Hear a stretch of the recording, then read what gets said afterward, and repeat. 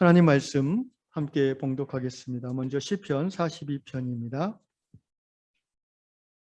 우리 1절과 2절을 한 목소리로 받들어 읽겠습니다. 시작. 하나님이여, 사슴이 시냇물을 찾기에 갈급함 같이 내 영혼이 주를 찾기에 갈급하니이다. 내 영혼이 하나님 곧 살아계신 하나님을 갈망하나니 내가 어느 때에 나아가서 하나님의 얼굴을 배울까. 아멘. 잠언 29장 18절 한 절 말씀 읽겠습니다. 시작. 묵시가 없으면 백성이 방자에 행하거니와 율법을 지키는 자는 복이 있느니라. 아멘. 신약의 말씀 마태복음 5장 6절입니다. 우리 한 절만 같이 봉독하겠습니다. 시작. 의에 줄이고 목마른 자는 복이 있나니 그들이 배부를 것이며. 아멘. 오늘은 팔복 중에 네 번째, 의에 줄이고 목마른 자에는 복이 있나니 저희가 배부를 것이며 라는 말씀을 우리가 받고 또 실천할 수 있는 그런 계기가 되기를 바랍니다. 제가 언제부턴가 이렇게, 이것도 나이가 좀 들어가서 그런지 몰라도 아침에 이렇게 집에서 나오다 보면 운전하고 나오면은 갈증이 날 때가 많이 있어요. 그래서 요새는 항상 이렇게 아침에 나올 때 뭔가 이렇게 마실 물을 차에다 이렇게 갖고 갑니다. 근데 이제 어쩌다 그걸 빼먹고 그냥 나오면 뭐 못 참을 정도는 아닌데 약간 그 불편함이 있잖아요. 갈증 나서. 그렇다고 뭐 중간에 어디 가게 들려서 사 먹기도 애매하고. 그런데 이제 준비된 그 시원한 물을 갈증 날 때 탁 마시면은 굉장히 그 평소 물 마실 때보다 훨씬 만족감이 있습니다. 그런데 오늘 이제 의에 줄이고 목마르다라는 말씀을 주님이 주셨는데, 이때 이 줄이고 목마르다는 의미는 지금 제가 얘기한 그런 정도의 목마름을 말하는 건 아닙니다. 여기서 목마르다는 말은 이 디폰테스란 말은 아침에 잠깐 목마른 정도가 아니라 사막에서, 광야에서 한 2, 3일 물을 못 먹어서 정말 죽을 것 같은 그런 상황의 목마름입니다. 입술이 갈라지고 입에 침이 마를 정도의 그 절박한 목마름, 그것이 바로 의에 목마른다는 의미이고요. 또 줄이다는 의미도 마찬가지입니다. 그럼 끼니가 지나면 좀 시장한데 뭐 좀 먹어볼까 하는 그런 정도의 이 배고픔이 아니라 이거는 한 3일 이상 굶은 정도의 배고픔이에요. 여러분, 금식 기도를 해보셨는지 모르겠습니다. 저도 한 7일 금식을 예전에 해본 적이 있는데요. 이게 제가 깨달은 게 3일이나 7일이나 큰 차이 없다는 것을 그때 깨달았습니다. 왜냐하면 처음 2, 3일이 저는 제일 힘들더라고요. 여러분, 이게 그 밥을 굶으면 사람이 뭔가 이렇게 달라집니다. 뭐가 달라지냐면 굉장히 예민해집니다. 일단 예민해지면서 눈에 띄는 게 뭐예요? 다 음식만 눈에 띕니다. 그리고 자꾸 생각이 먹을 것만 생각이 나요. 그게 이제 그 시험에 드는 시간들인데, 저는 짜장면이 제일 생각났습니다. 지금 혹시 배고프신 분인데 죄송한 것 같습니다. 짜장면 얘기를 하니까 침이 도는데, 그리고 또 이 금식하다 보면 이 후각도 예민해져서 이렇게 뭐 집에 식구들까지 안 먹을 수는 없잖아요. 근데 뭐 이렇게 평소에 안 맡던 냄새들도 쏙쏙 들어와요. 고소한 냄새, 시큼한 냄새, 그 왜 찐김치 냄새가 그렇게 그냥 예민하게 들어옵니다. 그리고 이렇게 정말 많이 배고프면요, 뭐 반찬 투정 안 하게 돼요. 그렇지 않습니까? 그냥 된장찌개 하나만 가지고도 얼마나 만족하고 배부르게 먹는지 모릅니다. 의에 줄이고 목마르다는 것은 그런 거예요. 그냥 단순히 배고픈 정도가 아니라 며칠을 굶어가지고 그것을 보자마자 그냥 막 침이 넘어가고 그걸 먹으면 그렇게 맛있게 느껴지는 거예요. 제가 작년에 이제 여기서 이제 2번인가 3번 이제 설교를 부임하기 전에 하지 않았습니까? 이제 2번째인지 3번째인지 모르겠는데, 제가 이제 말씀을 전하고 이제 예배 끝나고 내려가서 이제 요 문 앞에서 밥을 어디서 먹을까 성도님들이 얘기하고 있는데, 어떤 분인지 제가 지금 기억이 안 나요. 어떤 한 분이 그 정말 오랜만에 그 말씀을 듣고 눈물을 흘렸다고, 오랜만에 은혜 받았다고, 감사합니다, 이렇게 인사를 하시더라고요.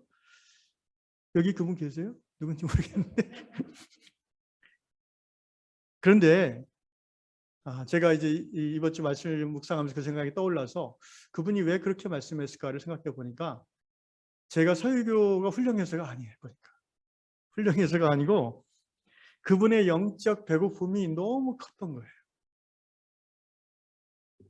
그래서 변변치 않은 이 말씀을 조리해서 이렇게 드려도 아주 그냥 꿀맛같이 너무 맛있어서 눈물이 났다고 그렇게 고백하시는 것을 생각이 났습니다. 여러분, 의에 줄이고 목마르다 할 때 이 줄이다, 목마르다의 의미는 같은 말인데, 사실은 한 가지 의미인데 뭐냐면은 갈망하는 겁니다. 갈망. 그냥 뭐 있으면 좋고 뭐 아니어도 할 수 없지가 아니에요. 그런 정도의 이 줄이고 목마름이 아니고, 이것만 있으면 내가 정말 더 이상 원함이 없을 텐데, 이것을 내가 이룰 수 있다면 나는 죽어도 좋다. 그런 갈망입니다. 그런 갈망이 우리가 나이가 들어갈수록 더 커질지 줄어들지 자신을 돌아볼 필요가 있습니다. 의에 줄이고 목마른 자, 그 의를 향한 그 갈망이 너무 커서 그 소원, 그 꿈, 그 비전을 향해서 막 나아가는 사람이 복이 있다고 성경은 말하는 거예요. 예수님은 말씀하십니다. 왜 복이 있냐면은 그렇게 갈망하는 자가 배부러질 것이기 때문에, 체험받을 것이기 때문에. 여러분, 아무리 진수성찬을 앞에 갖다 놔도요, 밥 먹은 게 소화되지 않은, 아침 먹이 소화되지 않은 상태에서 그걸 먹으면 그냥 먹기는 먹지만 아까우니까 그럴 때 가끔 있잖아요.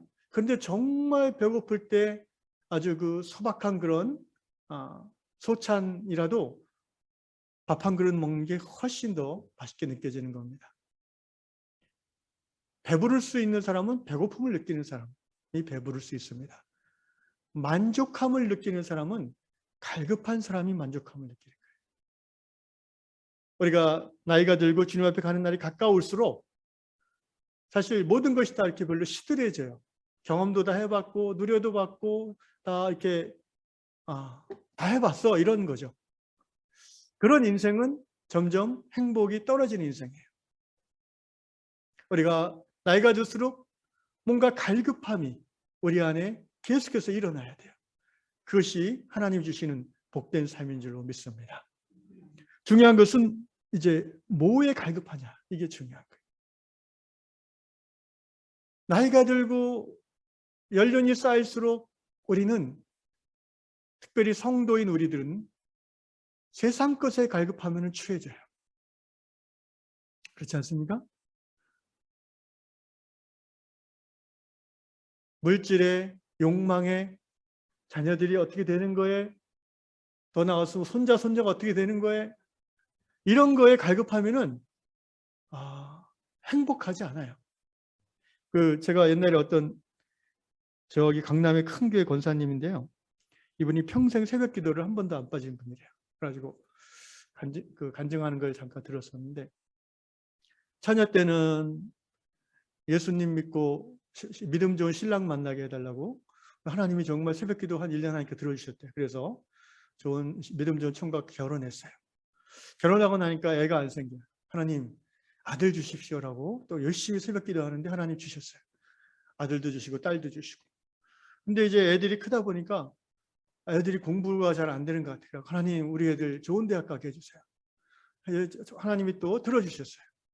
또 애들이 좋은 대학 간다 보니까 취직이 안 되네. 또 취직을 위해서 기도하고, 또 애들 결혼을 위해서 기도하고, 이제 아이를 위해서 기도하고. 그러다 보니까 이 권사님 어느 날 깨달았어요. 어느 날 새벽 기도를 드리는데 하나님이 이렇게 말씀하시더래요. 내가 40년을 너를 위해서 다 들어줬는데 너는 나를 위한 기도는 언제 할 거니? 그런 마음을 주시더래요. 그래서 권사님이 크게 깨달아서 하나님 앞에 결단했다면, 이제부터 내가 무엇을 먹을까, 무엇을 마실까, 어떻게 하면 편하게 살까, 우리 가족이 어떻게 할까를 기도하지 않겠습니다. 그것을 다 하나님께 맡겨드리고 하나님의 나라와 교회를 위해서만 기도하겠습니다. 이렇게 그때부터 그 권사님이 삶이 만족함이 느껴지더래요. 왜냐하면 세상 욕망을 위해서 기도하는데 그것이 응답되어져도 또 다른 욕망이 계속 생기는 거예요. 그런데 하나님의 나라와 하나님의 뜻을 위해서 기도하다 보니까 만족감이 느껴지고 행복감이 느껴지는 거예요. 그렇습니다. 우리가 무엇을 위해서 배고파하는가? 이것이 중요합니다. 오늘 예수께서는 의에 줄이고 목마른 자가 복이 있다라고 하셨습니다. 우리가 이 산상수훈의 팔복 말씀을 여러 번 읽고 또 듣곤 하지만 머리에 잘 이렇게 마음에 들어오지 않는 이유 중에 하나는 개념이 좀 어려워서 그래요. 개념이. 지금까지 이 첫 번째, 두 번째, 세 번째 복에 대한 말씀을 드리면서도 제가 계속해서 원어를 풀어서 설명드리는 이유는 그래야 개념이 우리 안에 조금이라도 선명하게 들어오기 때문입니다. 오늘 이 의를 위하여, 이 의가 무엇입니까? 이게 쉽지 않은 해석입니다. 언뜻 생각할 때 우리는 의 그러면은 뭐 정의, 또 의로움 이런 걸 생각하잖아요. 물론 이 의 안에는 그런 의미가 들어 있습니다만, 그러나 우리가 성경이 말하는 의, 구약 성경과 신약 성경에서 의라는 단어가 의미하는 내용이 뭔지를 먼저 알고 그 다음에 적용할 필요가 있습니다. 주석을 찾아보면 너무나 다양한 해석들이 있어요. 저는 그 주석을 이렇게 쭉 연구해 보면서 제가 이렇게 내린 결론은 예수 그리스도, 모든 성경의 해석의 키는 예수 그리스도죠. 예수 그리스도를 해석의 중심에 두고, 그리고 성경 전체의 흐름에 가장 합당한 해석을, 또 오늘 팔복에 기록된 산상수훈의 맥락에 맞는 그런 해석들을 몇 가지 간추려서 제가 좀 정리해보고 여러분하고 나누고 싶습니다. 첫째, 여기서 의에 줄이고 목마르다 할 때 의가 의미하는 것은 무엇인가? 원래 이 디카이오시네라는 단어는요, 제가 이 단어를 옛날 신대원 때 외울 때 발음이 어렵잖아요. 그래가지고 이렇게 외웠어요. 예수님이 뒷칸에 오시네, 이렇게. 제가 언제나 하겠으면 예수님 뒷칸에 계시다, 뒷칸에 오시네, 이렇게. 어떤 친구는 뭐 뒷간에 가시네, 뭐 이렇게 외우는데 어쨌든 이렇게 막 머리가 안 따르니까 별 방법을 동원해서 이제 원어를 외웁니다. 어쨌든 이 디카이오시네의 의미는 사전을 찾아보면, 잘 들으세요, 하나님이 받으실 만한 사람의 상태, 하나님이 이렇게 하나님이 보시고 괜찮다, 좋다, 훌륭하다라고 하실 만한 사람의 상태로 인도하는 길이, 방법, 이 두 가지 의미가 다 있어요. 그 상태를 의미하는 데도 쓰이고 그러한 상태로 이끄는 어떤 길, 이 두 가지 의미가 다 이 디카이오시네라는 단어에 있습니다. 그러니까 쉽게 생각하면 자연인인 사람은 모든 사람은 죄인이잖아요. 하나님은 거룩하시기 때문에 그 죄인 자연인 그대로 그 상태가 하나님에게 용납되기가 불가능합니다. 그러면 용납되는 상태로 뭔가 변화가 일어나야 돼요. 그 변화에 이르는 방법이 뭔가? 그게 의라는 거예요. 구약 성경에서는 그것을 율법으로 받아들였어요. 그래서 율법의 모든 것들을 행하면 하나님이 우리를 받으실 만한 의인이 된다라고 생각했습니다. 그런데 사도 바울의 서신서를 통해서 성령께서 우리에게 깨닫게 해주신 진리가 있죠. 로마서 3장 20절, 그러므로 율법의 행위로 그의 앞에, 하나님 앞에 의롭다 하심을 얻을 육체가 없나니 율법은 사람을 의롭게 할 수 없느니라.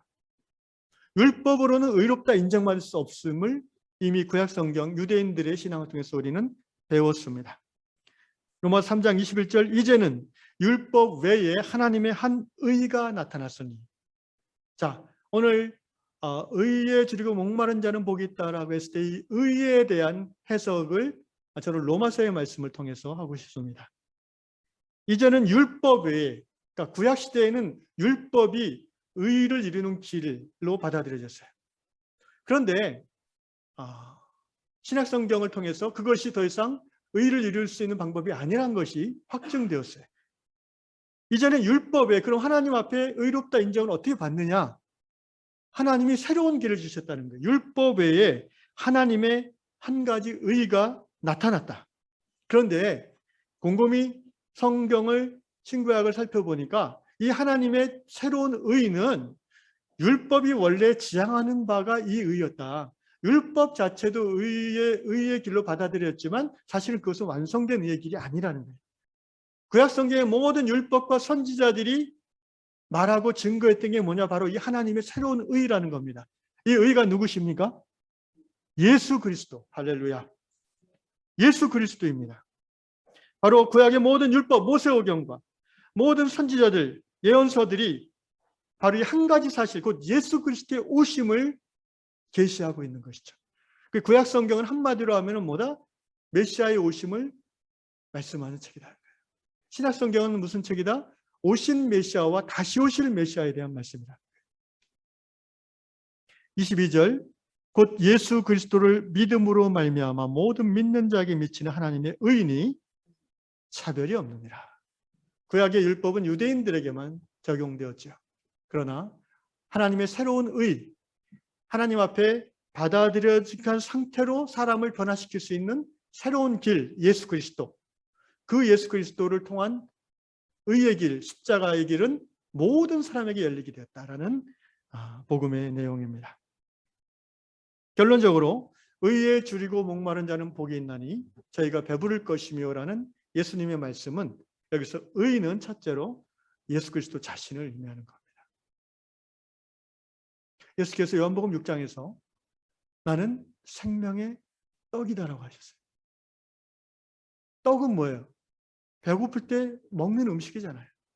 그걸 배고플 때 맛있는 밥을 먹으면 만족하잖아요. 예수를 먹으면 만족한 거예요. 예수를 먹으려면 근데 예수에 갈급해야 돼요. 아멘? 예수 보고도 식욕이 안 돋는데 어떻게 예수를 먹고 싶은 마음이 생겼어요? 예수님을 보고도 매력을 안 느끼는데 이게 하나님의 은총인 겁니다. 예수에 대한 이야기를 듣고 읽고 또 영화를 보든지 하여튼 뭐 어떻게든 예수 십자가 복음을 듣고 내 안에 뭔가 이렇게 갈망이 일어나는 것, 이것이 은혜예요. 여러분 다 은혜 받아서 이 자리에 오신 줄로 믿습니다. 어떤 사람은 똑같이 예수에 대한 이야기를 들어도 마음이 일어나질 않아요. 자꾸 의심만 일어나고 비판만 하려고 그러고. 근데 어떤 사람은 예수 얘기를 듣는 순간 벌써 가슴이 촉촉해지고 자신의 죄인됨이 깨달아지고 뭔가 먹먹해져서 하나님 앞에 뭔가 그 앞에 가고 싶은 마음이 막 일어나요.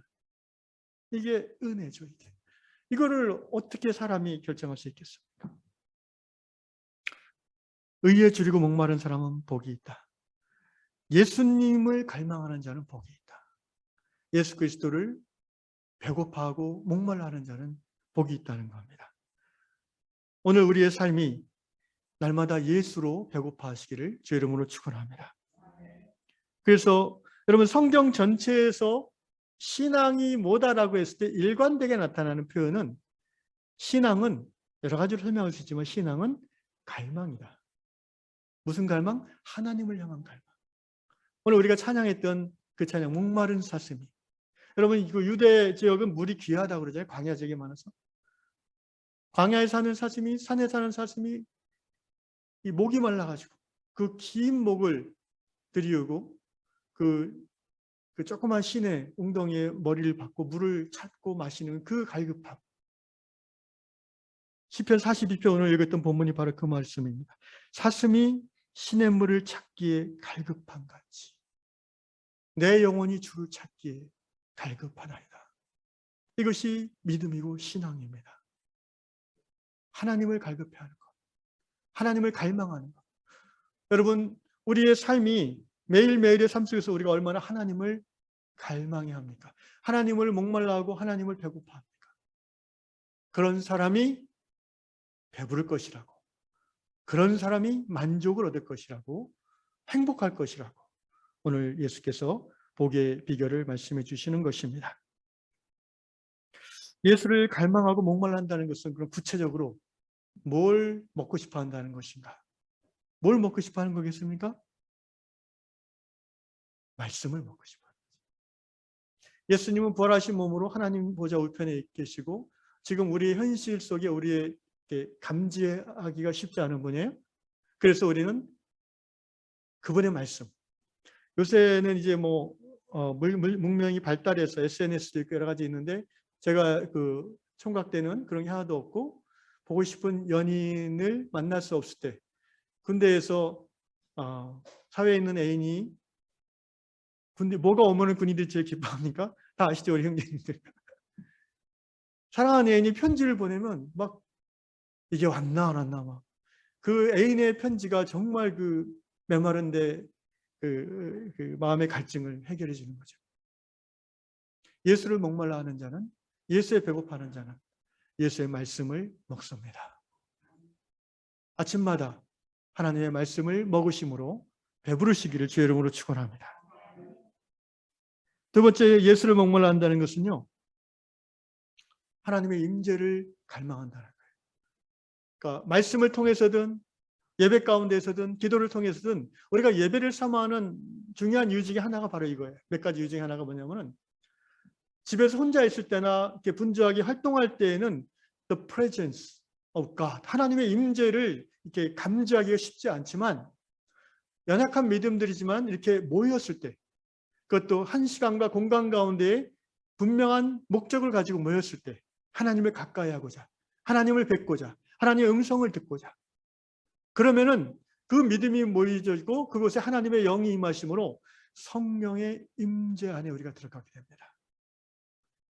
이것은 경험한 사람만이 설명하고 이해할 수 있는 부분이에요.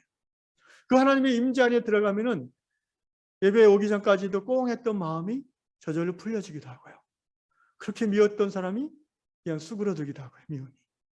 뭔가 고민하고 뭔가 그 무거운 짐같이 인생을 살면서 갖고 다니던 것들이 어느 순간 그 임재 안에서 이렇게 녹아지는 그 해방과 자유의 경험. 할렐루야. 이것이 바로 예수를 갈망하고 그분의 임재를 갈망하는 자에게 주시는 하나님의 배부르게 하심인 줄로 믿습니다. 두 번째, 의에 주리고 목마른 자는 복이 있다 했을 때 이 의가 또 무엇으로 해석을 할 수 있냐면은 저는 이것을 하나님의 말씀이라고 했죠. 곧 하나님 말씀, 성경이 66권 성경이 일관되게 강조하는 하나님의 꿈이 있어요. 예수님이 이 땅에 오신 예수님의 목적이 있어요.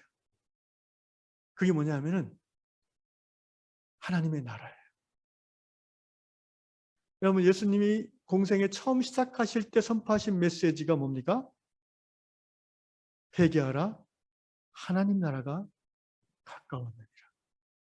예수님이 하신 말씀 중에 가장 많이 나오는 주제가 이 하나님의 나라예요. 제가 이 교회에 처음 와서 설교할 때 했던 주제가 하나님의 나라였습니다. 기억하십니까? 하나님 나라를 두 글자로 하면 뭐라고요? 천국. 다섯 글자로 하면은 하나님 나라. 여섯 글자는 하나님의 나라. 이제 아시네요. 옛날에는 막 머뭇거리셨는데. 하나님 나라의 그 핵심은 하나님의 다스림이라고 그래요. 다스림. 내가 예수 안 믿다가 예수 믿으면 하나님 나라가 된 거예요. 그러므로 하나님 나라는 너희 가운데 있느니라라고 예수께서 말씀하셨죠. 예수님의 꿈이 이거였어요. 이 땅에 하나님 나라가 임하게 하는 거예요. 이 땅에 모든 그 불의와 압제와 또 모든 갇힘과 모든 캄캄함을 해결하고 예수 그리스도 안에서 만물이 하나 되어짐으로 모든 인간을 포함한 모든 생명이 완전한 자유한 가운데 이르는 그 꿈, 그게 이제 하나님 나라라는 거예요. 의에 줄이고 목마르다는 거, 예수를 목말라 한다는 거는요, 인격적으로 예수님과의 깊은 사귐을 갈망하는 것이지만 그 사귐이 깊어지다 보면 어디까지 갈 수 있냐면은 저분이 좋아하는 걸 내가 해드리고 싶다. 아멘? 저분이 원하는 게 나의 원함이면 좋겠다. 여러분, 이게 신앙의 성장이란 거죠. 정말 신앙이 깊어질수록 우리는 나의 원함이 아니라 하나님의 원함을 이루어드리고 싶은 거예요. 우리 신앙의 영원한 모델이신 예수님의 모습에서 우리가 그것을 확인할 수 있어요. 예수님이 겟세마네 동산 십자가 죽음을 앞두고 어떤 신앙의 모습을 보여주셨어요? 나의 원대로 마옵시고 아버지의 뜻이 이루어지게 하옵소서. 자신의 온 존재 생명까지 내어놓으면서 내 욕망, 내 뜻, 내 삶이 아니라 하나님의 뜻, 하나님의 나라, 당신의 원함이 이루어지기를 원하는, 그것이야말로 우리가 도달하기를 꿈꾸는 최고의 신앙의 경지인 줄로 믿습니다. 의에 줄이고 목마르다는 것은 그러므로 예수의 꿈을 내 꿈으로 받아들입니다. 성경이 말하는 하나님 나라의 꿈을 교회가 그 교회에 가야 될 바 목적으로 받아들이는 거예요. 그것이 바로 의에 줄이고 목마르다는 의의 의미라고 생각합니다. 이 교회에 주시는 하나님의 꿈이라고 저는 표현하고 싶은데요. 모든 교회마다 하나님이 하나님 나라를 이루기를 원하시죠. 우리가 흔한 말로 하나님의 영광을 위해서 나아간다고 하죠. 그런데 하나님께서 시대별로, 나라별로, 민족별로, 상황별로 그 교회에 주신 하나님 나라의 그 꿈이, 내용이 강조점이 조금씩 달라질 수 있습니다. 모든 시대에 똑같지는 않아요. 예를 들면 우리나라를 보면요, 일제 식민지 시대 복음이 19세기 말에 우리나라에 들어와서 개신교 복음이 이제 일제 시대의 그 고난의 시기에 복음이 얼마나 활활 타올랐는지 몰라요. 여러분, 한국교회사를 조금 이렇게 책을 읽다 보면 우리가 70년, 80년대 경험했던 부흥이 양적으로는 굉장히 더 크지만 질적인 부흥은요, 일제시대 때 한국교회가 경험했던 부흥이 훨씬 더 깊습니다. 여러분, 평양 대부흥 들어보셨죠? 어느 정도였냐면요, 평양 시내의 그 제일 큰 시장이 그 당시 주일에는 아예 문을 닫아버렸습니다.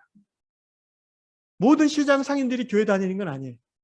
그런데 그 중에 한 20% 정도의 사람들이 교회를 나가고 신앙을 가졌는데 그로 말미암아 전체 시장이 문을 닫아버리는, 그거 여러분 장사하는 사람들이 그거 쉬운 거 아니에요? 그만큼 신앙이 철저했다는 거예요. 당연히 그 시대 한국교회에 하나님 주신 꿈은 무엇입니까? 대한민국 독립입니다. 그래서 1919년 3.1운동 당시 여러분 민족대표 33인 중에 천도교, 개신교, 불교 대표 앞에 33인 중에 이제 막 30년밖에 안 된 개신교 교회를 대표하는 사람들이 16명이나 됐어요. 절반이 넘었어요. 33명 중에 16명이 개신교를 대표하는 사람들이었어요. 그것은 무엇을 의미합니까? 그만큼 생긴 지 얼마 안 된 교회지만 그 시대에 한국의 어떤 다른 종교보다도 이민족의 독립과 대한민국의 해방에 교회가 관심이 많았다는 거예요. 그 관심이 어디에서 왔어요? 하늘 아버지가 그 교회, 그 목사님, 그 성도님들에게 부어주신 꿈인 거예요. 그러다가 이제 6.25 동족 산장의 전쟁을 지내고 70년, 80년대, 60년부터 우리가 이제 잘 살아보세요. 그러면서 그 시대 한국교회에 주신 꿈은 뭐예요? 잘 살아보세요. 비슷해요. 예수 믿으면 잘 살아. 예수 믿으면 잘 된다. 근데 그게 여러분 이 소위 그 청교도, 개신교의 이 생활 원리랑 자본주의, 건강한 자본주의, 그 천민 자본주의 말고 건강한 자본주의의 그 원리가 많이 통하는 게 있어요. 소위 막스 베버의 그 책에 보면 잘 나오는데, 그러니까 예수를 믿으면 일단 검소해지죠. 왜냐하면은 뭐 술, 도박, 뭐 이런 거 70년, 80년만 해도 우리 젊었을 때만 해도 예수 믿으면 그거 끊는 거는 자연스러운 거잖아요. 일제시대 때부터 우리에게 전해진 신앙의 핵심 강조되는 것 중에 그런 거였어요. 선교사님들이 우리나라에 와서 복음을 전하다 보니까 예수를 믿는데 삶이 안 변해요. 그리고 다시 세상으로 돌아가요. 그 고리가 뭔가 보니까 술, 그다음에 도박, 그다음에 뭐죠? 그 기생집 가는 거 이런 거예요. 그래서 선교사님들이 아예 세례 줄 때 그거 안 끊는 사람은 안 줬어요. 그런데 그걸 끊는다는 거는 뭐예요? 물질적으로 검소해서 살게 돼요. 당연히 60년, 70년, 80년 예수를 제대로 믿는 사람들은요. 검소하게 살기 때문에 낭비를 안 하고 또 부지런하고 정직하게 일을 하기 때문에 인정을 받고 그러니까 뭘 해도 잘 되고 그러니까 예수 믿으면 어떻게 된다? 복 받는다. 할렐루야. 이게 자연스러운 거예요. 그 시대에 한국교회 주신 꿈은 잘 살아보세요. 예수 믿고 제대로 복 받아서 정말 하나님 나라 복음을 전하고 또 그 시대 한국교회 꿈 중에 하나가 모든 교회가 자기 성전을 갖는 거였어요. 그래서 구약의 여러 가지 그 성전에 대한 설교들을 많이 했어요. 그것이 그 교회의 꿈이었어요. 아마도 우리 교회도 30년 전이라면 그 꿈을 가질 수 있을 거예요. 그런데 여러분 이 성전이라는 거는 성도들을 하나로 묶어낼 수 있는 강력한 매력이 있어요. 우리 교회라는 그런 마음을 주잖아요. 그래서 여러분들 그런 경험이 있는지 모르겠지만 과거에 이게 교회 성전 지을 때 집 팔아서 헌금하는 성도들도 있었고 전세 빼서 헌금하는 성도들도 있었고 뭐 적금 해약하고 그만큼 그 꿈에 그들이 매진한 거예요. 온 교회가 하나가 되어서 행복하죠. 그러니까 왜냐하면 그 꿈이 하나님이 이루어 주셨으니까. 그런데 이제 21세기가 됐습니다. 오늘 이 시대에 하나님께서 한국교회에 주시는 꿈, 비전이 뭘까요? 저는 더 이상 뭐 성전 짓고 잘 살아보세 그거는 이제 아니라고 생각해요. 물론 개교회적으로는 그럴 수도 있지만 이걸 인정하지만 여전히 그러나 저는 적어도 보편적으로 오늘 우리 시대 한국교회에 하나님 주시는 갈망 나는 너희가 이렇게 되면 좋겠다라는 그 하나님이 주시는 꿈이 분명하다고 생각합니다. 그것은 무엇입니까? 우리가 알다시피 지금 21세기는 이제 코로나 팬데믹의 시대입니다. 앞으로는 with 코로나 함께 계속 갑니다. 코로나가 아니더라도 인수공통 바이러스로 인한 전염병의 시대는 이미 시작됐고 지구 멸망의 카운트다운은 점점 앞당겨지고 있습니다. 이 시대에 교회가 어떤 교회가 되기를 우리 하나님은 원하실까요? 우리가 곰곰이 그 시대의 하나님의 뜻을 드러내고 그 시대의 하나님의 살아계심을 드러내는 교회라는 차원에서 우리는 우리 요한 공동체가 나아가야 될 꿈과 비전을 고민해야 될 때라고 생각합니다. 여러분, 오늘 한국교회는 더 이상 세상 가운데에서 존경받지 못하는 경우가 많아졌습니다. 가슴 아픈 일이지만 한국교회는 이제 더 이상 사회 속에서 좋은 느낌을 주기보다는 퍼센테이지로 따지면 나쁜 느낌을 주는 경우가 더 많이 나옵니다.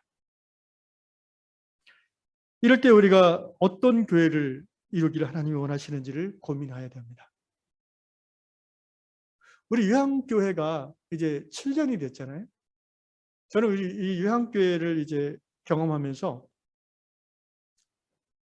이 교회는 하나님이 특별한 목적이 있으시겠다라는 생각이 자꾸 들어요. 있을수록. 왜냐하면 여기 있는 여러분들이 숫자는 많지 않지만 함께 고난을 같이 견뎌온 사람들이에요. 여러분 이 고난을 함께 그러니까 같이 뭐 성경 공부하고 우리가 보통 이렇게 얘기를 해요. 소그룹 공동체 얘기할 때 가장 강력한 공동체가 뭔가? 제일 약한 공동체는요. 모여서 친교하고 밥 먹고 이게 제일 약한 공동체입니다.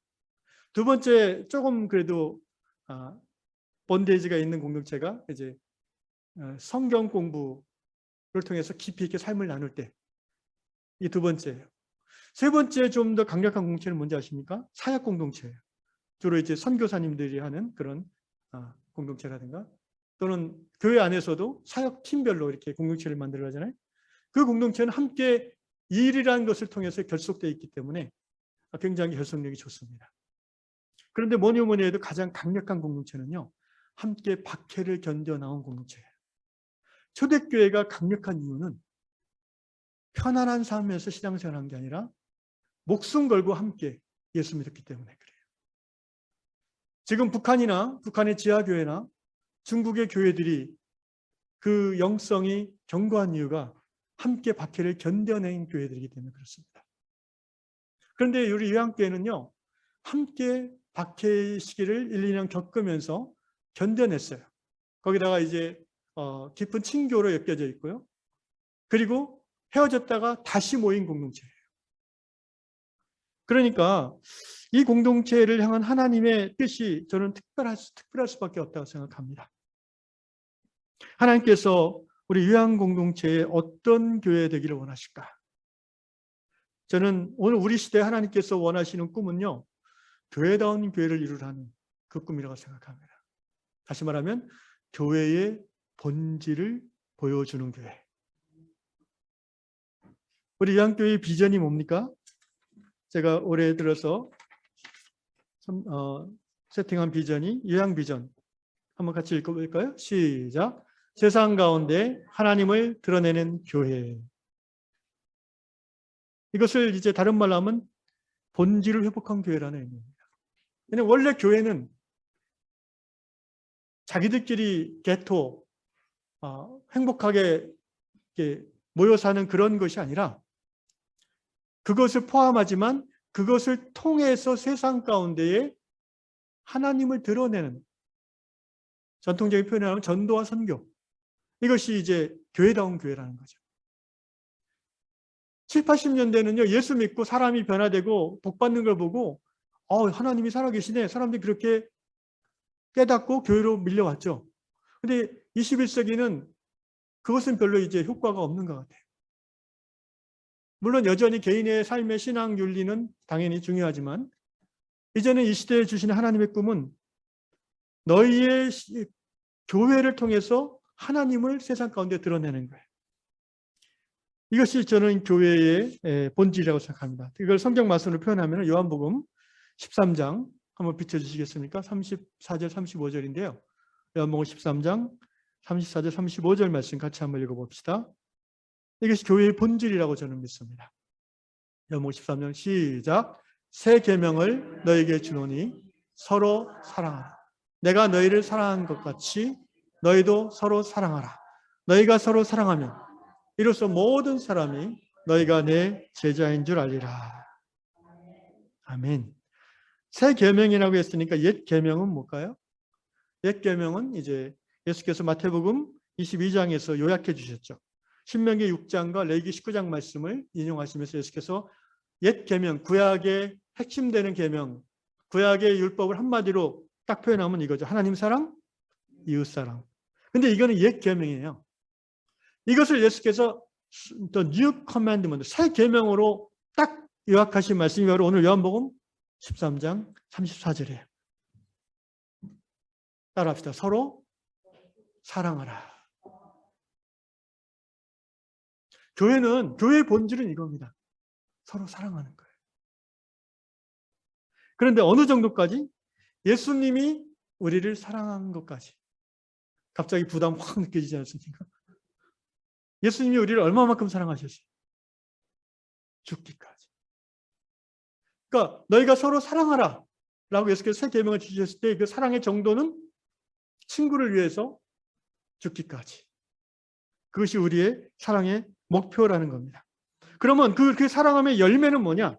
35절 너희가 서로 사랑하면 너희가 행복하리라 이렇게 말씀하지 않았어요. 너희가 서로 사랑하면 모든 세상 사람들이 너희가 예수의 제자인 것을 알리라.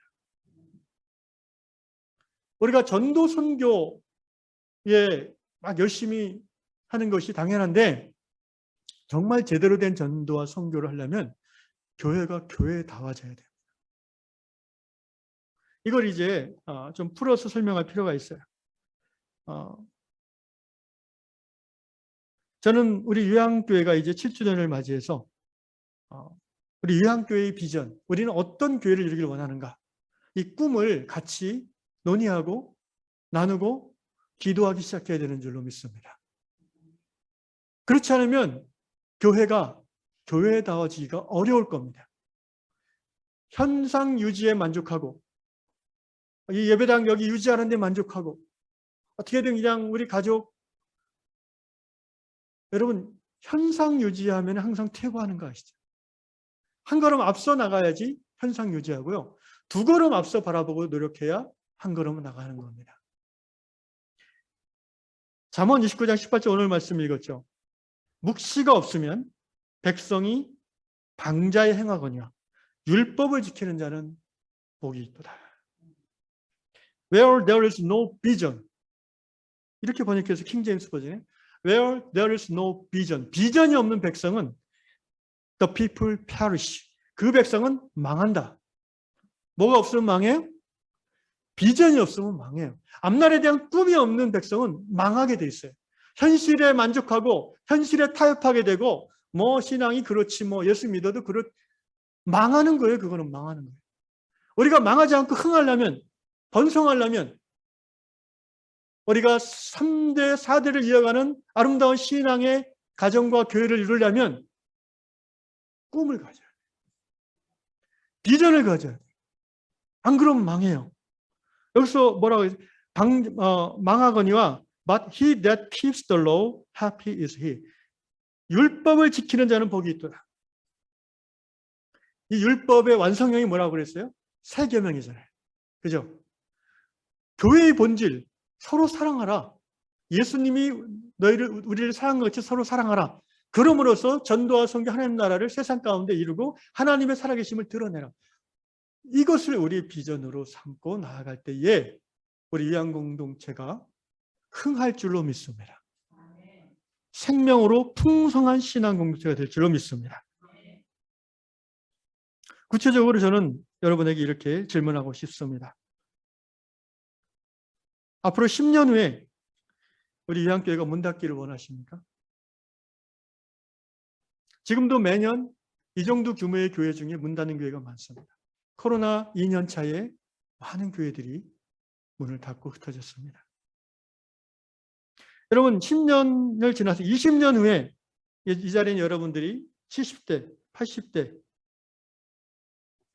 그들만 모여있는 실버클럽이 되기를 원하십니까? 위안교회가? 생각하지 않고 준비하지 않으면 가만 내버려두면 그렇게 될 확률이 굉장히 높습니다. 위안교뿐 아니라 대부분의 한국 교회들이 그렇습니다. 교회는 예수를 머리로 둔 살아있는 그리스도의 몸의 지체들의 모임입니다. 우리는 몸의 지체, the parts of the body of the Christ. 그리스도의 몸의 지체들이기 때문에 쉽게 말하면 누구는 입의 역할을 하고 누구는 손의 역할을 하고 누구는 발의 역할을 하는 거예요. 누구는 손가락의 역할을 하는 거예요. 그런데 이 손가락이, 새끼손가락이 별 볼일 없다고, 중요하지 않다고 잘라내 버릴 수 있어요? No, 그러면 안 돼요. 그럼 온몸이 막 몸살이 날 거예요. 정말 서로 사랑하는 교회라면요, 제일 약해 보이는 한 사람이 고통을 당하면 전 공동체가 함께 아파지는 거예요. 그게 교회다운 교회예요.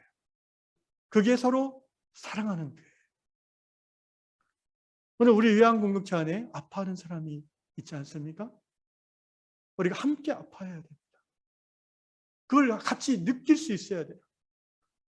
그래서 자연스럽게 기도가 나와야 돼요.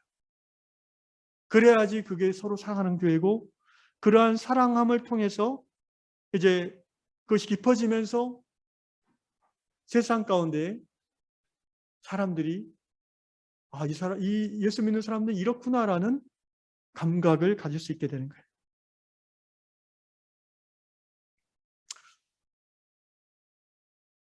앞으로 10년 후에 우리가 이 상태로 계속 간다면 저는 우리 위안교회의 미래가 그렇게 밝지 않을 거라고 생각합니다. 객관적인 생각으로 그렇게 말씀을 드리는 거예요.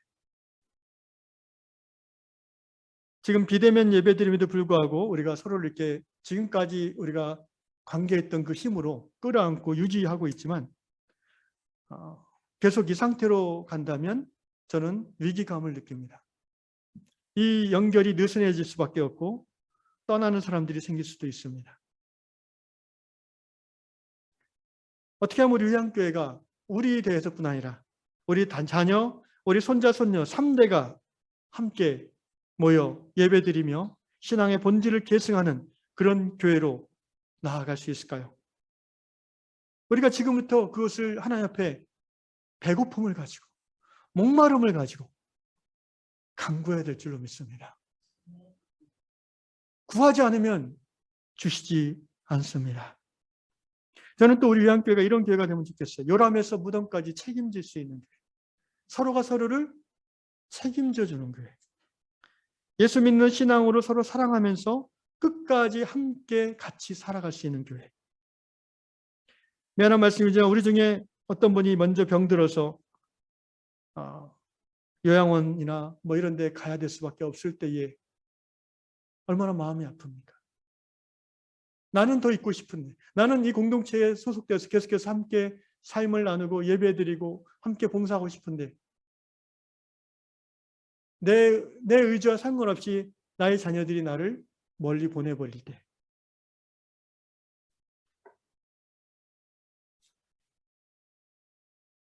그래서 이런 교회가 되면 좋겠다라는 생각을 좀 대략적으로 짧게 한번 나눠보겠습니다.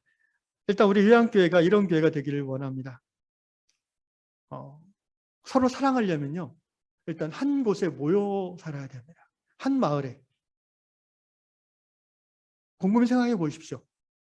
이렇게 뚝뚝뚝 떨어져 살면서 어떻게 서로 사랑합니까? 일주일에 한 번 주일날 모이기도 어려운데 어떻게 서로 사랑합니까? 보지 않으면 멀어지는 거예요. 그래서 가능하면 우리 성도들이 뭐 도시든 전원 지역이든 좋지만 가능하면 모여서 사는 것이 서로 사랑하는 교회, 교회의 본질 회복함에 있어서 필요하다고, 굉장히 중요하다고 저는 생각합니다. 그렇지만 3대가 같이 모이려면요. 가능하면 전원 지역이 더 좋다고 생각합니다. 그래야 우리의 자녀들이 손자, 손녀 데리고 주말마다 찾아올 수 오기가 좋은 거죠. 여러분, 좀 애 데리고 와라 라고 해서 애들이 옵니까? 안 그래요. 손자, 손녀들이 가고 싶어 하는 곳에 할아버지, 할머니가 살면은 아들들이 싫어도 애 때문에 따라옵니다. 이제. 며느리가 싫어도 애가 간다는데 할머니한테 갈래? 막 이러면은 예. 어차피 주말에 이제 교회 안 가고 여행 갈 바에야 그러면 그쪽으로 가서 예배도 드리고 어머니도 보고 하자. 뭐 이렇게 되는 거죠. 그리고 저는 이런 경험은 좋겠습니다. 그 마을에 함께 살면서 우리가 은퇴했다고 놀고 있는 것이 아니라 그 마을 안에서 자기가 잘하는 일을 계속해서 하면 좋겠어요. 가르치는 분은 계속해서 가르치는 일을 할 수 있도록 준비를 하고 또 의사는 의사 일을 하고 뭐 음식점을 운영하시는 분은 그 마을 안에서 또 음식점을 운영할 수 있고요.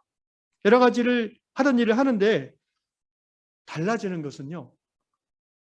우리가 이렇게 하는 목적이 지금까지는 먹고 살려고 했는데 이제는 하나님의 살아계심을 드러내는 차원에서 그 일을 하는 거죠. 그러려면 세상과 구별되는 방식과 내용이 반드시 들어가야 되죠. 예를 들면 이런 거죠. 뭐 식당을 한다 해도 단순히 장사하는 차원이 아니라 장사도 하지만 어떤 식재료라든가 여러 가지 것에 있어서 세상과 차별화되는 그런 내용성을 가지고 우리가 사역하는 마음으로. 그러면요. 그 마을에 식당을 어느 성도님이 내면은 우리 성도들이 거기 가서 맨날 밥 먹는 거예요. 왜냐하면 거기 이제 뭐 유기농 반찬에 자연농 식단에 그리고 이제 건강에 좋은 음식들 중심으로 그러면 거기가 이제 동네 사랑방이 되는 거죠.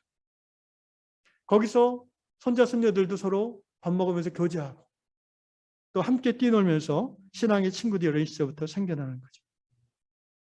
그리고 마을 사람들도 예수 안 믿어도 찾아와서 사 먹을 수 있도록 하고 그러면서 이렇게 그들이 크리스찬들이 식당을 운영하고 서로 교제하는 걸 그들이 보면서 예수 믿는 사람들은 좀 다르구나. 뭔가 우리의 모습 속에서 하나님을 느낄 수 있는 장이죠. 여러분 교회는요. 주일날만 모이는 교회는 힘이 없는 거예요. 신앙은요, 공동체성은 주중에 자주 볼 수 있는 구조를 갖춰 나가는 게 강한 교회예요. 초대교회가 하나님을 기쁘시게 한 강력한 교회가 됐을 이유는 뭔지 아세요? 주중에만 모인 게 아니에요. 날마다 일을 마치면 저녁 때 모이고 큰 집에서 모이고 맨 자주 모였어요. 자주 뭐라고요? 사도행전에 보면은 날마다 마음을 같이하여 식탁을 같이 교제를 나누고, 이것이 교회입니다. 이것이 강한 교회고 이것이 하나님을 기쁘시게 하는, 하나님을 드러내는 교회가 되는 것입니다. 저는 오늘 이 시대에 하나님 우리 교회에 주시는 꿈은요, 교회다운 교회를 회복하는 꿈이라고 생각합니다. 유대인 랍비 아브라함 조수아 헤시엘, 이분이 이런 말을 했습니다. 잘 들어보십시오. 하나님을 믿는다는 것은 하나님의 꿈을 자기 꿈으로 삼고 그 꿈을 이루기 위해 해산의 수고를 다하는 것이다. 그냥 예수 믿고 이대로가 졌사오니 그거는 믿음의 깊이로 나아가는 것이 아니에요. 정말 예수를 갈망할수록 우리는 예수의 꿈을 내 꿈으로 삼고 그 꿈을 이루기 위해서 가만히 있는 게 아니라 해산의 수고. 아기 낳아보신 분들은 아십니다. 해산의 수고가 뭔지. 참아야 되고 인내해야 되고 내려놓아야 되고. 왜? 내 꿈이 아니라 하나님의 꿈을 이루어드리기 위해서. 진정 우리가 나이가 들수록 행복하려면요, 가지고 누리고 뭐 이런 칭찬받고 인정받고 여기에 포커스를 두는 삶은 행복하지 않아요. 정말 행복한 삶은 뭔지 아세요? 의미와 보람을 누리는 삶이 행복해요. 따라합시다. 의미와 보람을 누리는 삶. 하나님의 꿈을 우리가 한마음 되어 우리 꿈으로 받아들이고 해산의 수고를 아끼지 않는 그런 최선의 삶을 산다면 우리의 인생은 하나님 보시기에 의미와 보람이 있을 줄로 믿습니다. 의에 줄이고 목마른 자는 복이 있습니다. 저희가 만족할 것입니다.